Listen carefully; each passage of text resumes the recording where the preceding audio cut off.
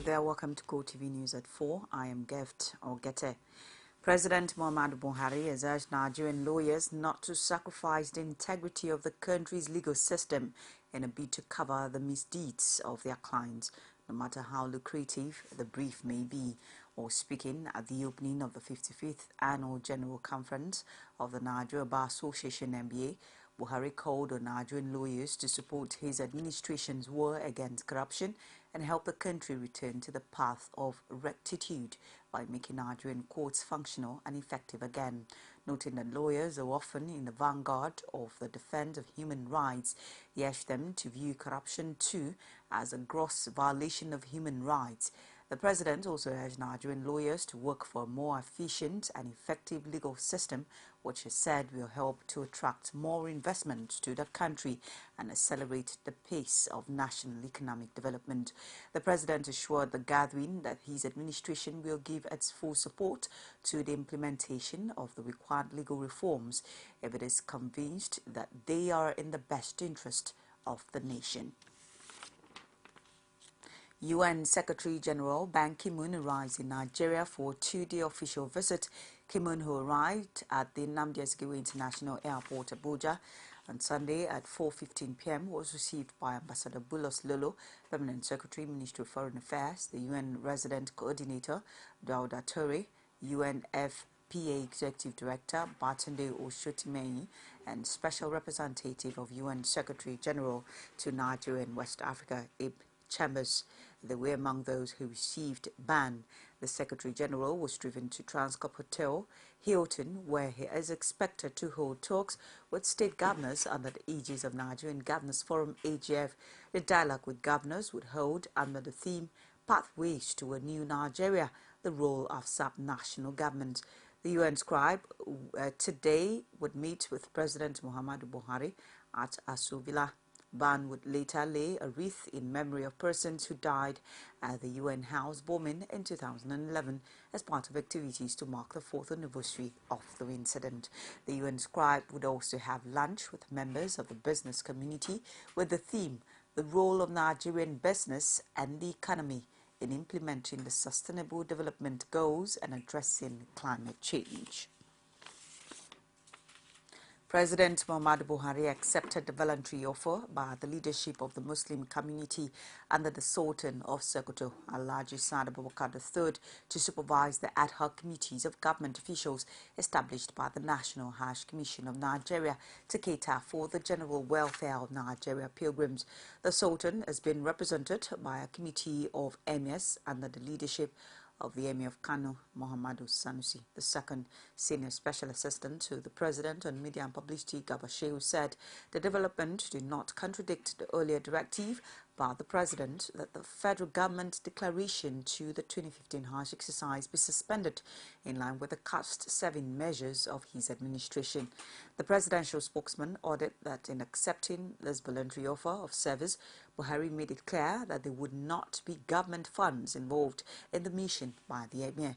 He said the government would not name any members into the Emir's delegation. Shehu, however, assured Nigerians that all measures had been taken to ensure the well-being of pilgrims, as well as managed by the various ad hoc committees on medical, accommodation, transport, logistics, information and publicity, aviation and tour operators, as well as security that generally assist the Commission in ensuring a hitch-free Hajj operation. The federal government has reassured Nigerians of its commitment to ending insurgency in Nigeria by the end of this year. Special advisor to President Muhammadu Buhari on media and publicity, Femi Adesina, made the reassurance while speaking with journalists in his hometown, Osun State, at a reception organized in his honor. Rashid has more. As Nigerians eagerly await the cabinet list of the president, Special Advisor to the President on Media and Publicity, Femi Adesina, maintains that only credible Nigerians will be appointed as ministers by the President. Though he affirms that President Buhari appears to be slow in his manner of governance, he assured that given the test of time, the people will be glad they voted President Muhammadu Buhari to power. The government came into office on the wings of change. So naturally, those who can fit into that mode of change will have to give way. But I can tell you that anybody that is appointed will be a round peg in a round hole. The 10,000 policemen that will be recruited will not be for insurgency. The deadline to defeat insurgency is December this year. Those policemen will still be in the academy training, so they were not to be recruited for insurgency. For his part, Governor of the state, Rauf Aregbesola, notes that the appointment of Adesina was based on merit, stressing further that the president was right with his appointment, as will be replicated in other appointments. Femi has never expressed any political barrier, and I can support that. He never did, even when he had cause to so, he did not, or support for any political party. Though he declared at the run-up to the presidential election his preference for our president, and I commend him for that. The traditional ruler of Ikpetumodu, Oba James Adegoke, urged Adesina to translate his appointment to developmental stride of the community and the country at large. The challenge is being thrown here today to both Femi Adesina and Barrister Oloba Efutayo that although they are far away in Abuja, your heart should regularly be focused at home on what they can do for their people to improve the quality of their lives and as well develop the township. As the president sets September for the forming of cabinets, Nigerians await those who will make the integrity list as set by President Muhammadu Buhari. Rashid, CoreTV News, Ikpetumodu. The Labour Party declared that the President Muhammadu Buhari's government will find it difficult to achieve meaningful success in its current anti-graft war if it fails to appoint an Attorney General of the Federation and Minister of Justice without further delay. The General Secretary of the party, Kayode Ajulo, who stated this at a news briefing in Abuja, described the AGF as the advisor to the federal government on legal issues and also the chief law officer of the Federation. According to the party, the office of the Attorney General remained the only post among the ministers that the Constitution created differently, and noted that his input was essential to give focus and direction to Buhari's anti-corruption crusade. The LP scribe said the Constitution recognizes that the president cannot know it all. He needs some special advisors. He needs ministers at the moment. President Buhari takes decision based on impulse, and he cannot run a government like that. Imo State Governor Rochas Okorocha has informed the state's People Democratic Party members of the APC's mission to rule Imo State for 24 years. Okorocha stressed that APC would not only come stronger in the southeast, but would govern the state for 24 years, as against the former PDP's national chairman Vincent Obulafo's claim that his party would rule Nigeria for 60 years. A statement by the Chief Press Secretary to the Imo State Governor, Sam Omwemedo, disclosed that the PDP's stalwart's claim was anchored only on federal might, while that of Okorocha was anchored on his proven record of achievement in the state. The governor's spokesman therefore assured residents of his principal's commitment to outshine his previous performance by making life comfortable for the governed. Rivers State Governor Nyesom Wike has said that his administration remained open to constructive criticisms. Wike made this remark at the Royal House of Grace International Church during the 23rd anniversary Thanksgiving service of the church in Port Harcourt, the state capital. Describing his administration as a listening and responsible government, the governor said he was ready to make amends if criticized constructively. Wike told the congregation that he had paid salaries and pensions owed civil servants and pensioners in the state, adding that his administration had also embarked on some projects for the development of Rivers State. It's CoreTV News at 4. We'll take this break. Please stay with us. That's a sign of protest, saying that things are not good. Women share the most amazing thoughts when it's close to the time our people will protest on national issues. That was their own point. That was an accident. That is different. And to do it politics is about being a servant. Passionately. Without a woman, there will be no success at all. Sharing the adorable word of women. There are some women who have what it takes. In politics. Margaret Thatcher, Iron Lady. When she's too soft, she's too soft. Only on CoreTV News.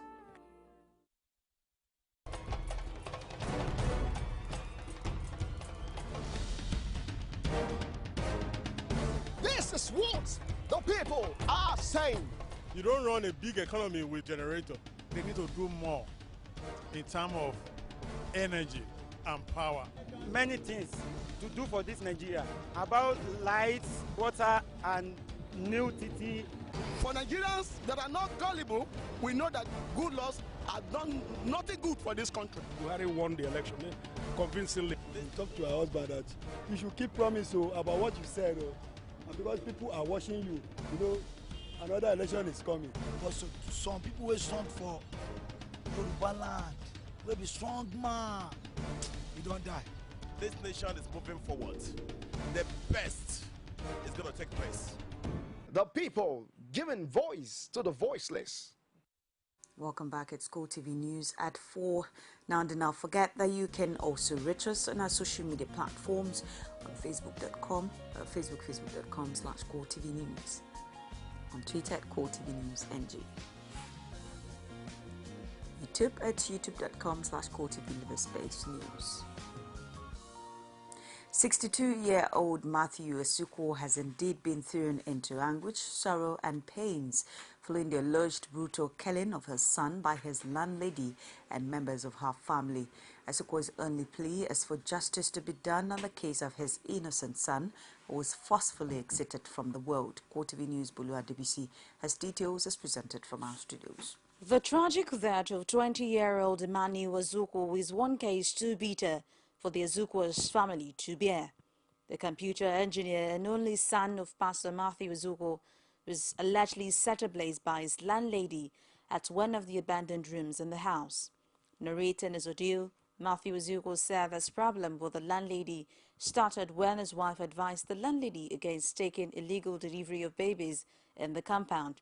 Since that incident, Ezuko said it's been one trouble to the other, as life has made a living hell for him. I don't have God with Jane. The only God I have with Jane is that Jane, this as small as this room, Jane is taking deliveries, taking people are born in here, and the people, this place have become a terror. Is she a nurse? He's not a nurse. He has no certificate of nurse. He's not a qualified nurse. He's taking baby. People are delivering here, and sometimes people die. That was the only problem I had with nurse when we said that. That was the only problem we had. And how his son died, Ezuko explained that Emmanuel met his ugly fate when he went to urinate at midnight and was ambushed by assailants. They whispered to him, and immediately he turned his eyes. He said, immediately turned his eyes. The splash fell on the eyes, and the boy thought maybe it's from far. So the boy bent down. He bent down, tried to recover. They now released the whole fuel. Pour it on. Poured the whole gallon full of him, and then put fire. When CoreTV News visited the home of the Ezukos, residents had a lot of negative testimonies to give about the landlady, whom they popularly refer to as Iron Lady, but were too scared to speak on camera. Though the accused, who have carried out series of evil acts on the wife and niece of Ezuko, is in police custody, but Pastor Ezuko dearly hopes that he gets justice at the end, disclosing that his only son should not be allowed to die in vain. The Nigeria Union of Teachers has knocked state government over the poor funding of primary school education in the country. The union said it was alarmed by revelations from the Executive Secretary, Universal Basic Education Commission, Dr. Sulaiman Diko, that states could not match the 40% federal government grant allocated for the implementation of universal basic education programs in the state. The NUT Secretary General Obong Obong, in a statement in Abuja, said the union considered the development as a serious indictment on the states, stressing that this burst describes the lack of concern by them in the development of public primary education in the country. This, it added, explained why Nigeria could not meet the expected target of education for all by 2015. The Vice-Chancellor of the University of Jos, Professor Hayford Mafuyai, has tabled the major challenges that the institution is facing in the security-burdened state. Mafuyai, who was accompanied by the university's management team on a courtesy call to Governor Simon Lalong, reminded him to look into the several requests that had earlier presented to the executive in order to ensure that safety of lives and property and a conducive learning environment is guaranteed in the University of Jos. In line with the challenging security situation and other needs affecting the university, the management of the university decided to table their cry to the new governor of the state to come to their aid as a matter of urgency. Responding to the call, Governor Simeon Lalong urged them to be patient with him, adding that he would look into their numerous needs. We can do the best that we can do to assist you in whatever you will do to keep the university and to also keep to the standard. On the issues you mentioned, although I have not seen them, but we will go through them and see the ones that we can do.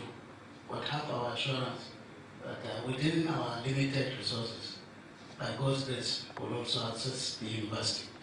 The Vice Chancellor used the occasion to commend the Governor in appointing Professor Jega as the new Pro-Chancellor of the State University, hoping that the erudite professor will bring his expertise to bear in the troubled State University that is yet to send any of his students for the National Youth Service Corps. I should also use this opportunity to thank the Executive Secretary of the National Universities Commission, Julius Okoji, and also through his own commission looked into the issues that were developing that institution. And I'm sure that the report of that NUC and that of the government would have informed. It is expected that the Governor of the state, Simeon Lalong, will immediately swing into action to granting the university the desired needs. People who encroached on government land in some schools in Kaduna State have been dismantling their structure even before the bulldozers moved in. This was the situation at the Leah Primary School on Maiduguri Road, where many shop owners have been removing the roof of the structures and moving out. Some of them who care to speak to press said it is better for them to do the destruction themselves before the arrival of the bulldozers. Amina Inebi has more in this report presented from our studios. This is Maiduguri Road, popularly known as Obalende, a social place where residents of the area gather regularly to relax after a hard day at work. Obalende, which is situated in the Kaduna North local government area, is one out of many places marked for demolition by the State Urban Planning and Development. Out of 78 shops, only about 2 are left. Chairman of the Maiduguri Road Traders Association is disappointed over the short notice given by the state government. Actually, what government did, I'm not happy at all. Look at all my members are just scattered.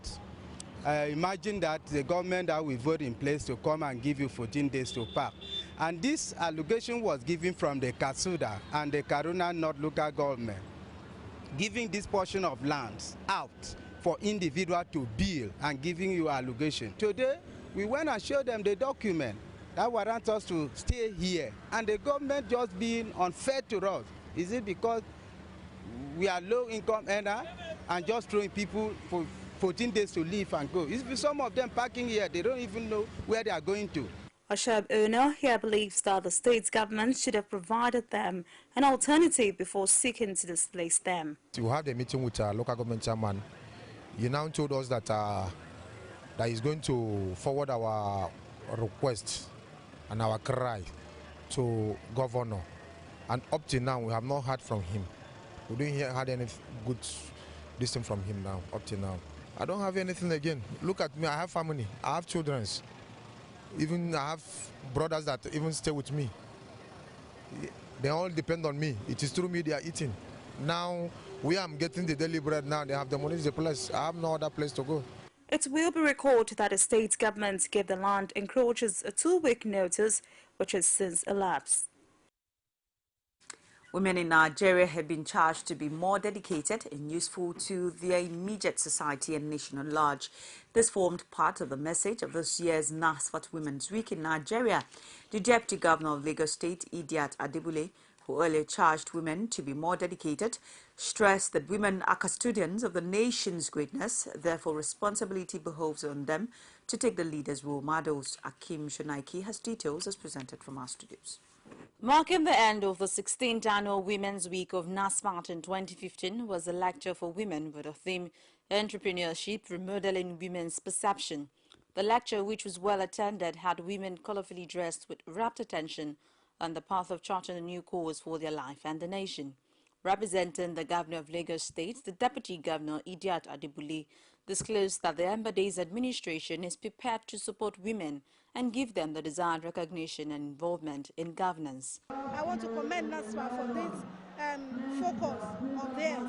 And I pray that all the women that we are given the opportunity to, don't forget the Lagos State government supported them so well by providing the enablement, by providing all the necessary trainers to come and help them out throughout the week. We hope that those that have benefited from this scheme will go forward and, of course, continue to preach the gospel to others that are still waiting. Charging women to tour the path of independence and courage, the head of service to the Lagos State government, Sherifat Jaji, says women have the ability to uplift a nation using their advantaged position and prowess. And I believe so much that we women, as the commissioner pointed out, anything that is done without women involvement, will not be successful. And, you can see that we are the pillars of home. And we will continue, to hold our homes because the homes, constitute the society. The Chief Missioner of NASFAT, Sheikh Abdullahi Akimbode, appreciated the organizers of the week-long program, as well as urged beneficiaries of the vocational training to put to use all they have learned in the course of the week. We must change every day, and that is the mission of NASFAT, to change the whole system, to present Islam as it should be presented, so that we will receive Western education and non-Islamic education. Today we have balanced education. We can stand any test of any environment. For the National Women Affairs Secretary of NASFAT and convener of the Women's Week, Samiat Mumuni, women should be productive people in order to achieve greater success. The women of NASFAT are firmly dedicated to giving explicit meaning to this vision statement by actively involving in human capacity building and developmental projects. It is a gathering for refreshing and brainstorming, showcasing the key performance indicators geared towards women development in the world. Though the week activity comes to an end, but for the beneficiaries, it is simply the beginning of a new dawn as they hope to implement all lessons learned in the week-packed program. It's CoreTV News at 4. We'll take another break. Please stay with us. Is it crazy or autocracy? Or what type of crazy is that? Except crazy. News making the headlines. Black Maria is to carry criminals, trading looters that are in government today. Sometimes it gets confrontational. Slap you in the face. They don't put words into my mouth. Whatever it is that will bring our military to disrepute, I said to hell. On Core Digest, I want to know why I should be believing them. Every weekday, we bring all of these together and take them to the court of public opinion. Everybody has the right in Nigeria. Where you are the judge. You can now watch CoreTV News live from anywhere in the world on our website www.coretvnews.com. Click on Live TV on our website and watch us live. And welcome to CoreTV Primetime Days. To follow us on Twitter, click on Twitter icon on our website. On Facebook, click on the Facebook and YouTube to see all our previous news production. You can also watch us live on YouTube. Click CoreTV, leave a space, then news. CoreTV News, our 24-hour news station. Welcome back. Stocks tumbled across Asia on Monday, with China's main index losing 8.8% as investors shaken by the sell-off last week on Wall Street uploaded shares in practically every sector. The Shanghai Composite Index slide to 3,200.85 by early afternoon came as analysts and investors watched for signs that Chinese regulators or the central bank might intervene. Regulators say they will allow the state pension fund to invest up to 30% of its total net assets in stocks and other equities, but that move is an approval of a policy announced earlier and had no discernible impact on investor sentiment. Many China-listed companies hit their 10% downside limits, and only a handful saw their shares prices rise. The China benchmark has lost all of the gains of its metric rise earlier in the year, though it is still up 43% from a year ago. Italy's Coast Guard says authorities have rescued about 4,400 refugees who were stranded in overcrowded and rickety vessels in the Mediterranean after receiving distress calls from 20 boats drifting in waters off the Libyan coast. One of the biggest single-day rescue operations to date in the Mediterranean Sea reportedly occurred on Saturday. The Italian Navy said the rescued refugees included a group of 311, including a newborn baby, who were picked up by a boat belonging to the humanitarian group Doctors Without Borders. The boat is expected to dock on Monday in Vibo Valentia in Calabria, according to port authorities. The death toll from a series of explosions which rocked the northern port city of Tianjin earlier in the month rises to 123, the state media reported on Sunday. Reports from officials in Hua News Agency reveals that 50 people are still missing and 624 are still in hospital a little more than a week after the blast. The explosions at a hazardous goods storage facility on August 12 triggered a giant fireball and new fire broke out as recently as Friday. China's State Council has vowed to conduct a rigorous investigation into the cause of the explosions.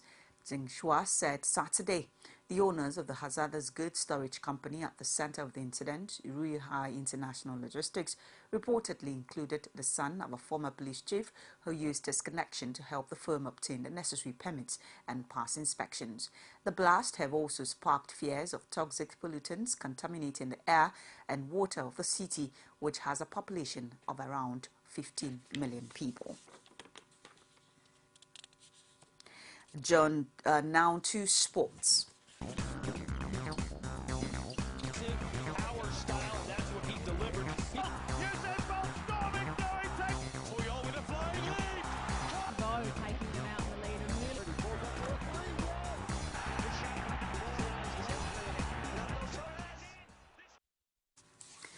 Usain Bolt produced his greatest miracle of all as he put a troubled build-up behind him to beat two-time doper and Claire favorite Justin Gatlin to retain his World 100-meter title.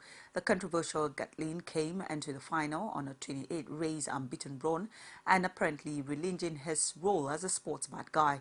But at the same Bird's Nest Stadium in Beijing, where Bolt announced himself to the world with 2 Olympic golds and 2 world records in 2008, the Jamaican superstar came past a flattering Gatlin at the death to snatch victory by 1/100 of a second. Mario Bartoltelli could be set for a shock reunion with AC Milan after Adriano Galani claimed the club have a love affair with the striker. Liverpool club met with the Rossoneri boss Sinisa on Saturday to discuss a potential loan to San Siro 12 months after departing for Anfield. Balotelli had worked together with the 25-year-old's career when the coach was an assistant at Milan's rival Inter, and the former defender is prepared to offer a lifeline to the striker who has been frozen out at Anfield. Manchester United manager Louis van Gaal says he does not need to strengthen his forward line after his side's goalless draw with Newcastle. Newcastle United have managed just 2 goals in their opening 3 Premier League games, and striker Wayne Rooney has not scored for the club since 4th April. They were linked with Pedro before the striker left Barcelona for Chelsea. Bernal said no concerning the issue of getting a new striker because we were 3 times the best team. The host missed multiple chances to score against Newcastle, while Ronnie had a goal ruled out for offside and Chris Smalling headed against the post. And that's our news for this hour. Thank you so much for watching. Please join us again. I am Gift. Get